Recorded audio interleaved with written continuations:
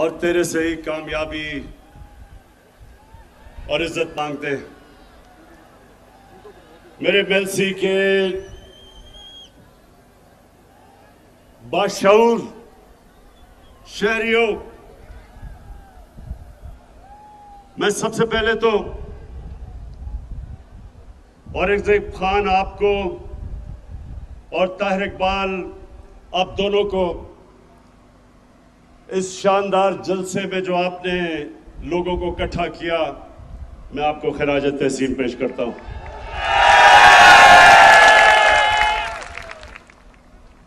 अब औरंगजेब, इतनी ज्यादा चीजें आपने मेरे से मांग ली,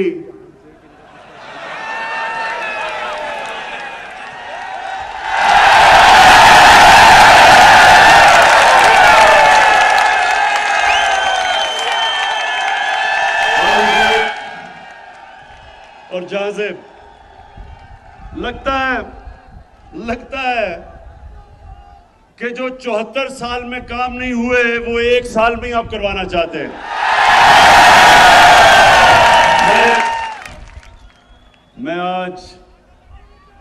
मैं आपको खुशखबरी सुनाता हूं।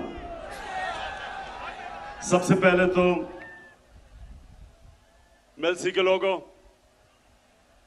सबसे पहले खुशखबरी ये कि हमारी फेडरल गवर्नमेंट ने फैसला किया है कि हम जनूबी पंजाब के लिए 500 अरब रुपया मजीद खर्च करेंगे।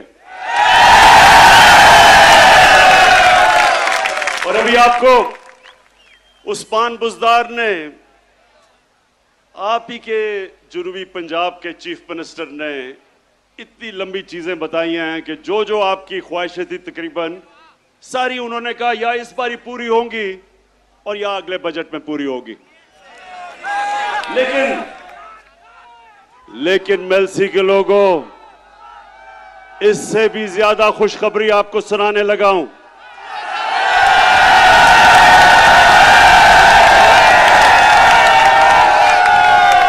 हमने फैसला किया है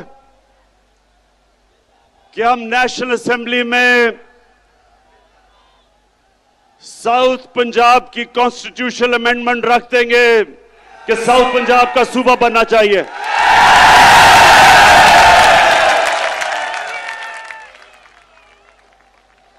अब हम देखेंगे कि क्या ये पीपल्स पार्टी और नून लीग, आप तो बड़ी देर से लोगों को वादा कर रहे हैं जनूबी पंजाब का, क्या आप हमारी हिमायत करेंगे या नहीं, अब आपके सामने आ जाएगा। लेकिन इंशाअल्लाह हमने ये बिल रख देना असेंबली में। अच्छा, अब मेलसी के लोगों, ज्यादातर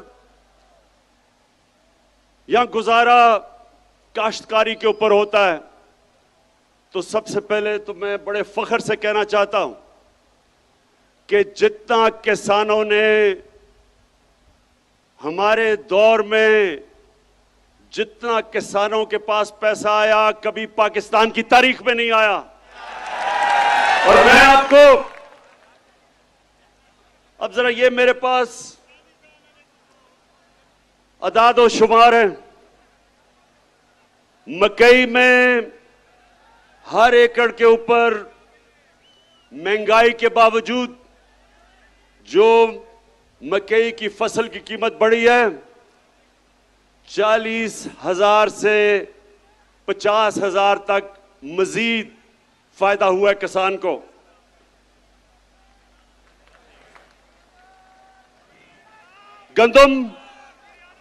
गंदम के अंदर जो हमने 50% हमारे दौर में गंदम की सपोर्ट प्राइस बढ़ाई, जो किसान की जेब में आया हर एकड़ में वो 25,000 से 30,000 रुपया।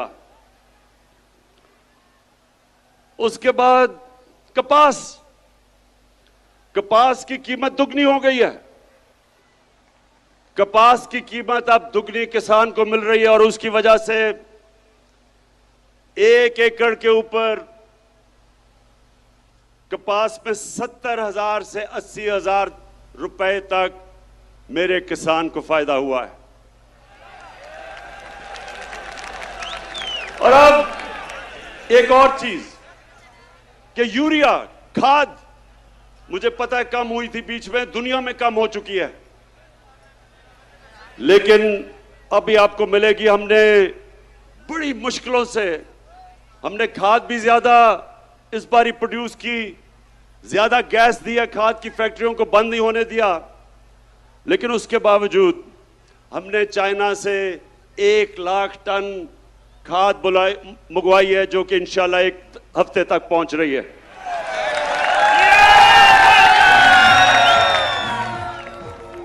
लेकिन अब किसानों, जितने भी किसान हो, एक चीज समझ जाओ कि आज बाहर की दुनिया में खाद जिस कीमत पे मिल रही है, उससे 5 गुना कम कीमत पे हम पाकिस्तान में खाद दे रहे हैं आपको। 132 अरब रुपए का हम सब्सिडी दे रहे हैं।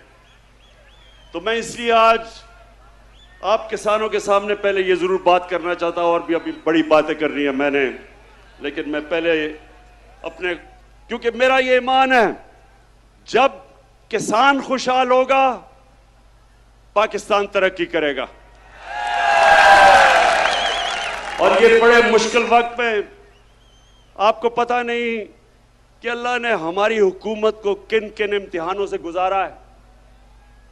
पहले एक मुल्क मिला जिसको रे चोरों का टोला दिवालिया निकाल चुका था,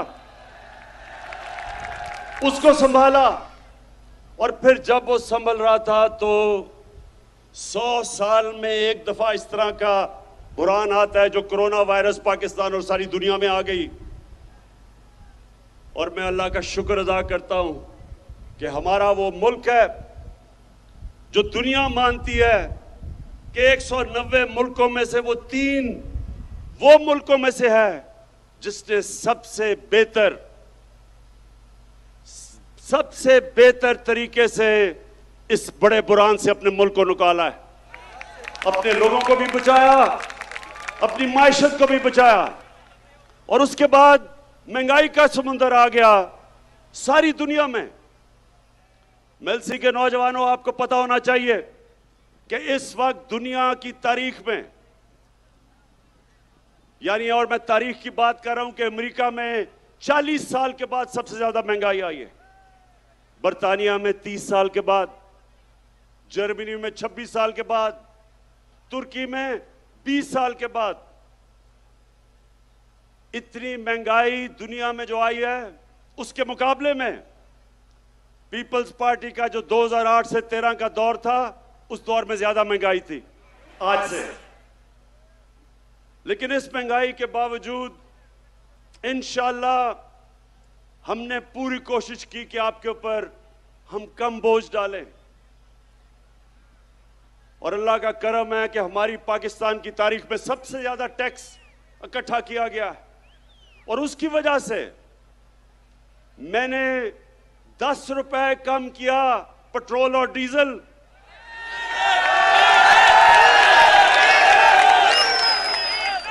और 5 रुपए यूनिट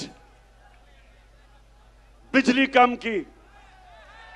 ये सिर्फ इस तरह हम कर सके कि हमारी एफबीआर ने रिकॉर्ड टैक्स इकट्ठा किया, हमारी कौम ने टैक्स दिया। और मेरा अपनी कौम से वादा है, जितना जितना आप हमारे टैक्स देते रहेंगे, वो सारा टैक्स मैं अवाम के ऊपर बोझ कम करने पे लगाऊंगा। और अगर ये जो भगौड़ा बैठा हुआ है लंदन में, जिस दिन इसका मैंने पैसा वापस ले आया, तो मैं आपको वादा करता हूं कि पेट्रोल और डीजल की कीमत आधी कर दूंगा।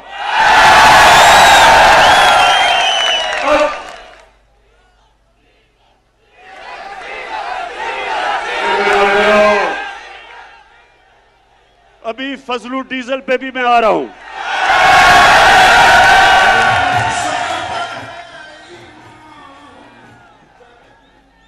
अच्छा मेलसी के लोगों, ये भगौड़े और डीजल के ऊपर आने से पहले मैं सिर्फ आपको, नौजवानों, आपके लिए एक बात करना चाहता हूं। मेरे मां बाप एक गुलाम हिंदुस्तान में पैदा हुए थे, मैं पहला था। हम वो बच्चे थे जो आजाद पाकिस्तान में पैदा हुए थे। और मेरी हमेशा मां बाप ने भी मुझे याद दिलाया और हमेशा मेरे ज़हन में था कि कभी हमने पाकिस्तान को कभी किसी की गुलामी नहीं करने देना। और मेरे मेलसी के लोगों और जो पाकिस्तान के लोग टीवी पे ये देख रहे हैं, ये सुन लो, ना आज तक इमरान खान किसी के सामने झुका है, और इंशाअल्लाह जब तक मेरे में खून है, मैं अपनी कौम को किसी के सामने झुकने नहीं दूंगा। अभी ये जरा सुने, यूरोपियन यूनियन के एम्बेसडर ने खत लिखा पाकिस्तान को कि आप रूस के खिलाफ उसके मुखालिफ स्टेटमेंट दें, उसके खिलाफ वोट दें।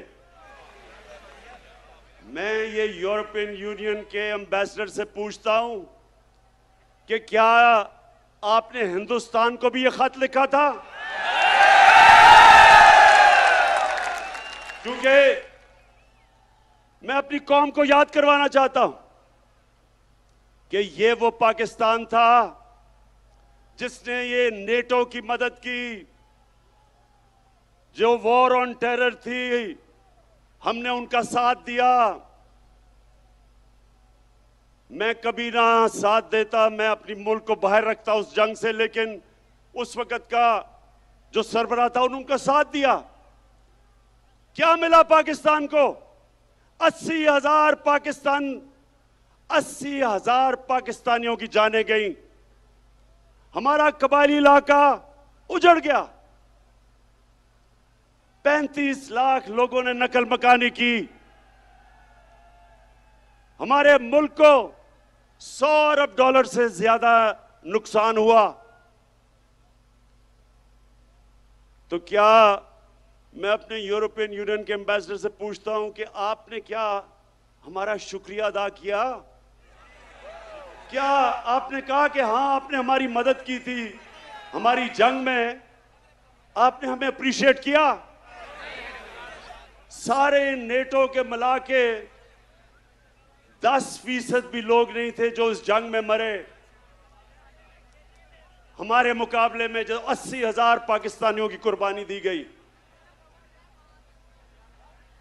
तो मैं उनसे आज ये पूछता हूं कि बजाय आपने, जब हमने आपके साथ खड़े हुए थे, बजाय आप हमारा कम से कम शुक्रिया अदा करते, ऐसे आप में से लोग थे जिन्होंने अफगानिस्तान में जो जंग हारी आपने, वो पाकिस्तान को जिम्मेदार ठहराया था। शुक्र करना तो दूर की बात है। और दूसरा, जब कश्मीर में हिंदुस्तान ने इंटरनेशनल कानून तोड़ा, यूनाइटेड नेशंस की सिक्योरिटी काउंसिल की रेजोल्यूशंस की खिलाफ वर्जी करते हुए जो कश्मीर का स्टेटस खत्म किया, क्या आप में से किसी ने हिंदुस्तान से कोई राब्ता तोड़ा, कोई उनकी तनकीद की, कोई तजारत बंद की? तो हम आपके सामने क्या हैं? क्या हम कोई गुलाम हैं कि जो आप कहेंगे हम कर लें? और मैं मेलसी के लोग, मैं आपको बताऊं कि इनको ये गलत आदतें पड़ी किधर से हैं। 2008 और 2018 के दरमियान में 400 ड्रोन अटैक हुए पाकिस्तान के ऊपर। जब जरदारी मुल्क की बड़ी बीमारी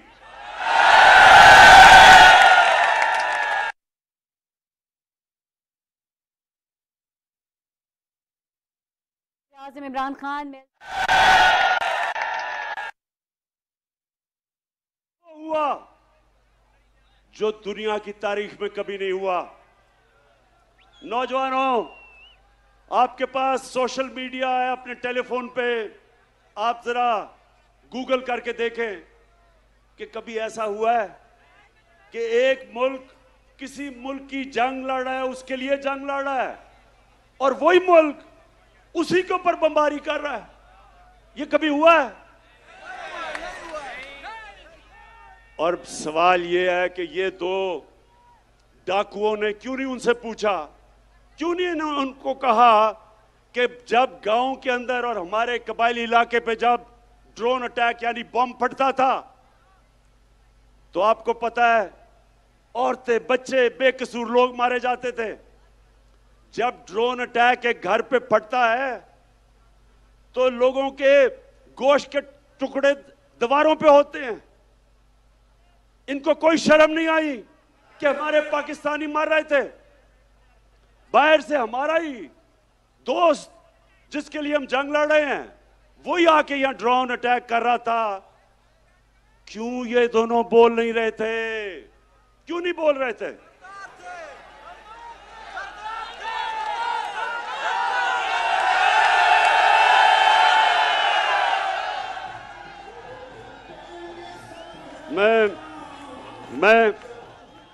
मैं आपको बताता हूं कि ये दो डाकू क्यों नहीं बोल रहे थे, क्योंकि इनके चोरी इस मुल्क से जो पैसा लूट के इन्होंने बाहर के मुल्कों में और बैंकों में और बड़े बड़े महल्लात लिए हुए थे, इनको डर था कि जिस दिन ये कहेंगे कि सर ये क्या कर रहे हैं आप, ये ना करें, वो इनकी प्रॉपर्टी जब्त कर लेंगे। आज रूसियों की जो उनकी मगरब में असासे हैं वो जब्त कर रहे हैं। इनको भी वही डर लगा हुआ था। तो ये पैसे के बुत की पूजा करने वाले चुप करके तमाशा देखते रहे और हमारे लोगों का खून होता रहा। बेकसूर लोग बेचारे कबायली इलाके में उनके बच्चे मरे और वो जिसके खानदान में लोग मरते थे वो हमारे खिलाफ हमले करते थे, बदला हमारे पे लेते थे, क्योंकि उनको पता था कि हमारी इजाजत से ये ड्रोन अटैक्स अपने मुल्क पे हो रहे हैं। आप बताएं, जब से इमरान खान वजीर आजम बना कोई ड्रोन अटैक हुआ है? ना ही हुआ। और मैं आज अब सबके सामने कहता हूं कि कभी किसी ने कोशिश की ड्रोन अटैक करने की, मैं पाकिस्तान की एयरफोर्स को कहूंगा कि वो ड्रोन को नीचे गिरा दे। इसलिए कि यह कानून की खिलाफ वर्जी है। कोई दुनिया में कानून इजाजत नहीं देता कि आप किसी के मुल्क में आके अटैक करके और लोग मार दें। अंग्रेजी में कहते हैं जज, ज्यूरी, एक्सिक्यूशनर। ये किसी कानून के अंदर नहीं है, ये जंगल के कानून के अंदर है।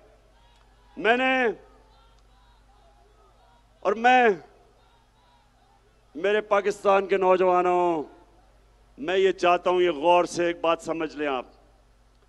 कभी भी कोई कौम अजीम कौम नहीं बनी जो दूसरों के सामने झुकती है। सिर्फ खुददार कौमें अजीम कौम बनती हैं। जो किसी से भीख मांग के गुजारा करती है कौम, वो ऐसे ही है जैसे कि अगर मैं वसाखिया पकड़ लूं, अपनी टांगों पे जोर ना डालूं, मेरी टांगें कमजोर हो जाएंगी। इसी तरह मुल्क कमजोर हो जाते हैं जो अपने पैर पे नहीं खड़े होते। हम कोई किसी से दुश्मनी नहीं चाहते, हम सबसे दोस्ती चाहते हैं। हमारी रूस से भी दोस्ती है, हमारी अमेरिका से भी दोस्ती है, हमारी चाइना से भी दोस्ती है, यूरोप से भी है। हम किसी कैंप में नहीं हैं, लेकिन क्योंकि हम न्यूट्रल हैं, इंशाल्लाह हम उन मुल्कों के साथ मिलकर एक दिन कोशिश करेंगे कि जो यूक्रेन में जंग है ये बंद हो। इससे बहुत दुनिया को नुकसान हो रहा है, इससे तेल की कीमतें आसमानों पे चली गई, गंदम की कीमतें आसमानों में, गैस की कीमत उधर पहुंच गई है कि ये यूरोप जैसे मुल्क, बर्तानिया जैसे मुल्क में इस वक्त लोगों को मुश्किल पड़ी हुई है। तो इसलिए हम जंग में किसी का साथ नहीं देंगे, अमन में सबका साथ देंगे। अब मैं अपने पाकिस्तानियों, ये जो अदम एतमाद की तहरीक है, इसके ऊपर जरा मैं बात थोड़ी सी करना चाहता हूं। पहले ये लोग कौन हैं जो अदम एतमाद की तहरीक चला रहे हैं? सबसे पहले मुजरिम नंबर 1 नवाज शरीफ झूठ बोल के सुप्रीम कोर्ट ने उसको सजा दी, बॉलीवुड की एक्टिंग की, रो धो के कि जी मैं तबाह हो गया, मरने वाला हूं, मिन्नतें करके बाहर चला गया। मैं ये सोचता हूं, नून लीग वालों अगर सुन रहे हो तो मेरी बात जरा, मैं चाहता हूं इस बात पे थोड़ा सा गौर करो कि कभी गीदड़ भी लीडर बन सकता है? कभी दुनिया में सुना है कि वो लीडर हो जो खुद दुमदुमा के भाग जाए और दूसरी तरफ आप भागा है? पहली दफा जनरल मुशर्रफ के दौर में तो आसिफ जरदारी ने तब कहा था, आसिफ जरदारी जब आप इकट्ठे होंगे तो जरा याद कराना शरीफों को और नून लीग को कि क्या आपने ये नहीं कहा था कि अटक जेल में टिश्यू के डब्बे खत्म हो गए नवाज शरीफ के आंसू पहुंचते पहुंचते, तो वहां रोना धो के वहां से भागा, झूठ बोल के गया कि मैंने कोई मुआहिदा नहीं किया। फिर वो सऊदी शहजादा आया और उसने मुआहिदा दिखा दिया, फिर कहता नहीं जी वो असल में 5 साल का था, 10 साल का नहीं। अब फिर बाहर चला गया है। अब नून लीग, मैं जरा अपनी, क्योंकि नून लीग में बड़े अच्छे अच्छे लोग भी हैं, तो मैं जरा नून लीग वालों से ये भी पूछना चाहता हूं, अपने जरा बच्चों को कहें जरा गूगल करें अपने मोबाइल पे, कोई इसकी दुनिया में मिसाल मिलती है कि एक मुल्क का 3 दफा वजीर आजम, उसके 2 बच्चे बाहर पड़ गए, अरबों रुपए के महलों में रह रहे हैं, वो खुद अरबों रुपए के महल में रहता है, और जब बच्चों से पूछते हैं कि जी ये पैसा किधर से आया, कहते जी हम तो पाकिस्तानी शहरी नहीं हैं, हम जवाबदेही नहीं हैं। यानी 3 दफा मुल्क का सदर, प्राइम मिनिस्टर, इसका मतलब कि वो फिर ये सिर्फ पाकिस्तान को लूटने के लिए आते हैं, पैसा चोरी करके बाहर, छुट्टियां बाहर, ईद बाहर, घर बाहर, शॉपिंग बाहर, और पाकिस्तान सिर्फ लूटने के लिए रखा हुआ है। ये है नंबर 1 जो चाहता है अदम एतमाद की तहरीक हो, इसलिए कि वो चाहता है कि फिर से उसको याद आ रहा है कि कैसे उन्होंने मजे मजे से पाकिस्तान को पिछले 30 साल में लूटा है। दूसरा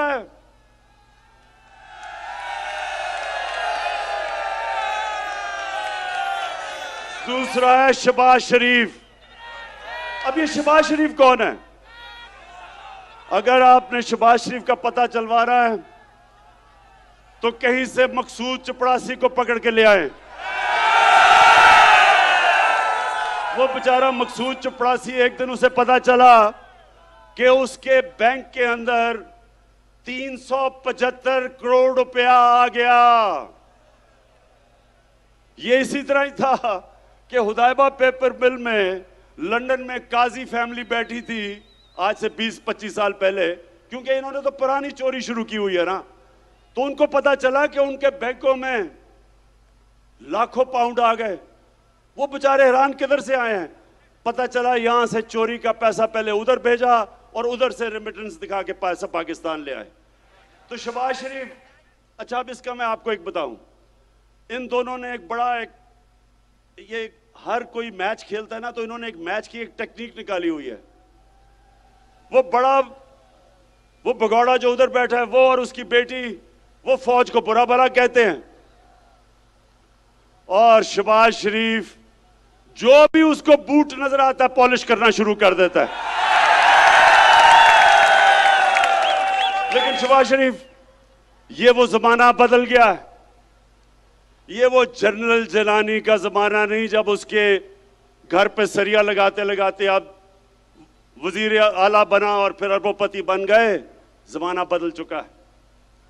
आपको शहबाज शरीफ जो मर्जी आप कर लें, आपको जवाब देना पड़ेगा कि 16 अरब 1600 करोड़ रुपया आपके नौकरों के अकाउंट में कैसे आया।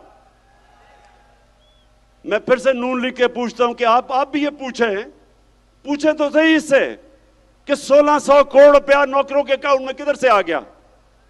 अगर हलाल का पैसा था तो अपने अकाउंट में लेते, क्योंकि आपने चोरी का पैसा था तो नौकरों के अकाउंट में। बेटे को भी इसने बाहर भिजवा दिया है, मकसूद चपड़ासी को भी बाहर भिजवा दिया है, अपने दामाद को भी बाहर भिजवा दिया है। भाई यहां तो अदालतें आजाद हैं, क्यों बाहर भिजवाया हुआ इनको? तो ये है दूसरा जो डरा हुआ है कि इसका केस आने लगा है और अगर केस आ गया तो इसने जेल में होना है, इसलिए ये भी जल्दी जल्दी अदम एतमाद की तहरीक में। और तीसरा है नहीं बीमारी, जरदारी। जरदारी का कमाल यह है कि जब बेनजीर इक्तदार में आई तो आते साथ ही एक साल ही नहीं लगा, सारी दुनिया में धूम मच गई मिस्टर 10% कि हर चीज के ऊपर 10% पैसे खींच लेता था। ये वो आदमी था जो बेम्बिना सिनेमा के टिकट ब्लैक करता था। उसके बाद जो इसने पैसा बनाना शुरू किया, इसके और नवाज शरीफ के ऊपर बाहर के अखबारों के अंदर मजमून आए, किताबों के अंदर इनका जिक्र आया, इनकी चोरी का। बीबीसी के ऊपर फिल्में बनी इनकी चोरी पे। इसी जरदारी को 2 दफा नवाज शरीफ ने जेल में डाला करप्शन पे। और हुदैबा पेपर मिल का जो करप्शन का केस था, वो जरदारी ने उसके ऊपर बनाया नवाज शरीफ पे। 96 की असेंबली में आसिफ जरदारी से पूछा गया कि सरे महल आपका है या नहीं है। एक बड़ा महंगा इसने महल खरीदा बर्तानिया में। इसने असेंबली में कहा ये मेरा नहीं है। वो केस हुआ, केस पाकिस्तान जीत गया, सरे महल को बेचा, पैसा पाकिस्तान आना था। इतने में मुशर्रफ ने इसको एनआरओ दे दिया, पैसा भी हजम कर गया वो। ये फिर $60 मिलियन यानी $6 करोड़ पड़ा था स्विट्जरलैंड में। पाकिस्तान ने केस किया, पाकिस्तान केस जीतने लगा था, मुशर्रफ ने एनआरओ दिया, वो भी हजम कर गया। ये हैं वो लोग जो सारे मिलके कि जी वो बहुत बुरे हालात है पाकिस्तान के, अदम एतमाद हम लेके आएंगे। और चौथे नंबर पे फजलू।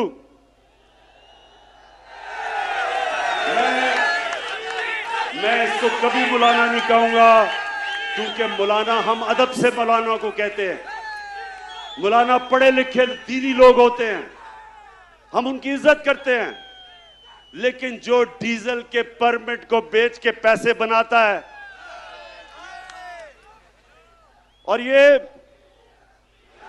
ये सिर्फ पैसे नहीं बनाता, ये ब्लैकमेल करता है। मदरसे के बच्चों को ले आया, इस्लामाबाद में धरना दिया। वो मीडिया ने जाके मदरसों के बच्चों से पूछा कि ये क्यों आए हो तुम धरना देने। उन्होंने कहा जी इसलिए कि इमरान खान यहूदी एजेंट है। उन्होंने कहा कि ये यहूदियों का या साजिश कर रहा है पाकिस्तान में। मौलाना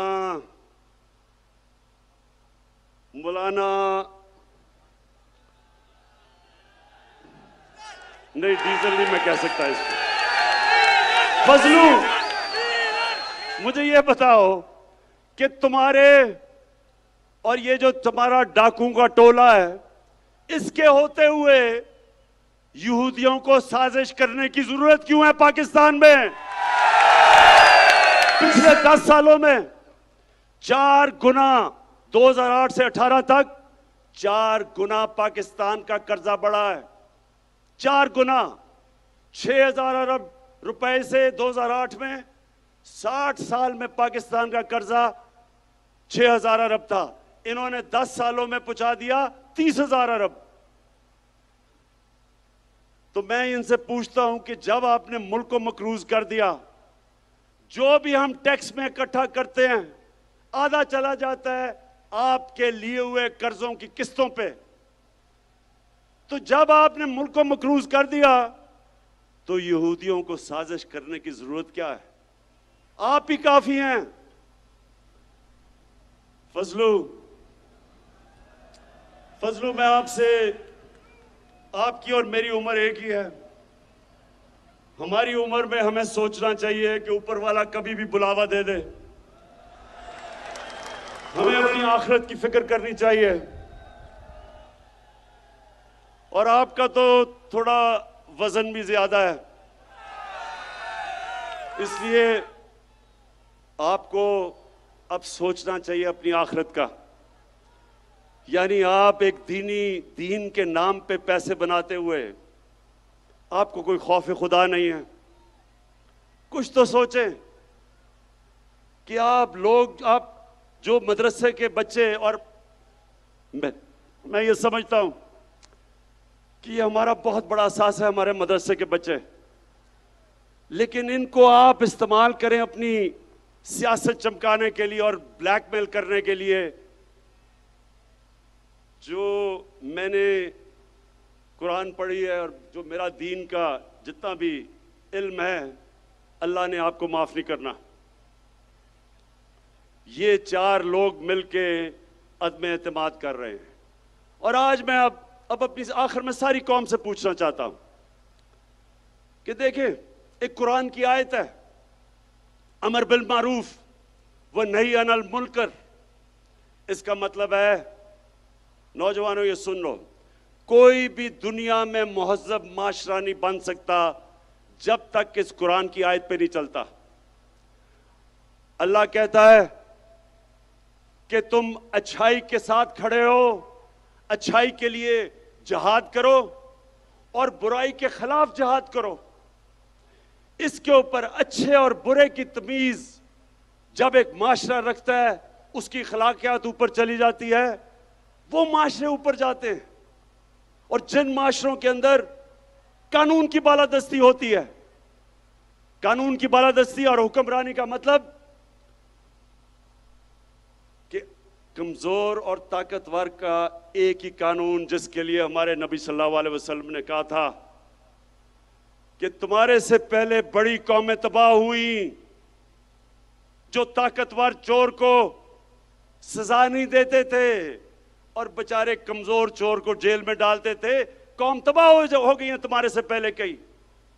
अब ये जो चोरों का टोला है, ये सारे जो आपकी कौम को नुकसान पहुंचा रहे हैं, 35 साल से ये नुकसान पहुंचा रहे हैं। मैं 1990 की बात करता हूं। मैं जब क्रिकेट खेलता था, हिंदुस्तान से जब मैं पाकिस्तान आता था, तो लगता था एक गरीब तरीन मुल्क से एक अमीर तरीन मुल्क में पहुंच गया हूं।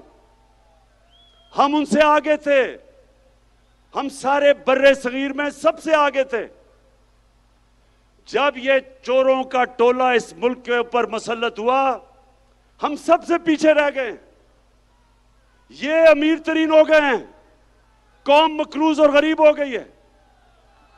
ये समझ जाए मेरे मेलसी के नौजवानों, ये आप समझ जाए, जब तक एक कौम अच्छे बुरे की तमीज नहीं करती, कौम ऊपर नहीं जा सकती। मदीना की रियासत में हमारे नबी सल्लल्लाहु अलैहि वसल्लम ने इखलाकियात के ऊपर अपनी रियासत की बुनियाद रखी थी और इंसाफ पे, उस पे वो दुनिया की अजीम कौम बने थे। जब इस तरह के चोर मिलके सिर्फ एक ही काम है कि बारियां लेते रहें, खाते रहें। जो इनको इत्तेसाब इनका करने लगे तो उसके साथ सब मिलके उसको गिराने की कोशिश करें। तो ये लोग, मैं अपने मीडिया से कहता हूं कि आप, मीडिया एक वॉचडॉग होता है, मीडिया का काम होता है लोगों को अच्छे बुरे की तमीज दें। आज मगरबी मीडिया कभी भी किसी के ऊपर चोरी का इल्जाम हो वो तकरीर नहीं कर सकता, वो मीडिया के सामने नहीं जाता। अगर कोई पकड़ा जाए करप्शन में, माशरे में उसकी सोशल बॉयकॉट हो जाती है, कोई उसके करीब नहीं जाता। तो मीडिया आपकी भी जिम्मेदारी है, आपके बच्चे हैं। मैं जो लोग आज मीडिया में इनकी हिमायत कर रहे हैं इन डाकुओं की, मैं आपसे ये सवाल पूछता हूं कि क्या आप चाहेंगे कि आपके बच्चे फजलुर रहमान फजलू डीजल हो जाएं, या आप चाहेंगे कि मकसूद चपरासी वाला शोभा शरीफ आपका बेटा बन जाए, या आप चाहेंगे कि भगोड़ा नवाज शरीफ बन जाए, और या आप चाहेंगे कि आपका बेटा जरदारी की तरह बन जाए? कोई नहीं चाहेगा। तो फिर आप क्यों इस मुल्क में अच्छाई के साथ नहीं खड़े होते? 30 साल से आप देख रहे हैं कि मुल्क से क्या कर रहे हैं। मैं आज आखिर में एक बात कह के अपना बात खत्म करता हूं कि मैं 25 साल पहले मैं सियासत में आया ही था इनका मुकाबला करने के लिए। जब तक मेरे में खून है मैं इनका मुकाबला करूंगा।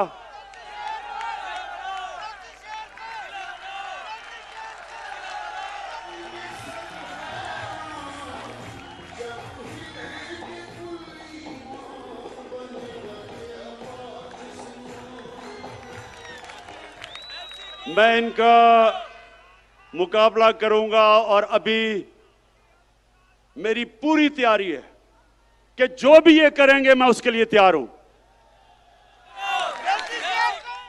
लेकिन मैं इनसे आखिर में आखिरी बात ये कह के छोड़ता हूं कि ये जो चोरों का टोला है, ये डाकुओं का जो गुलदस्ता है, क्या आप तैयार हैं जब इंशाअल्लाह आपकी अदम इत्तेमाद की तहरीक फेल होगी तो आप तैयार हैं जो मैं आपसे करूंगा?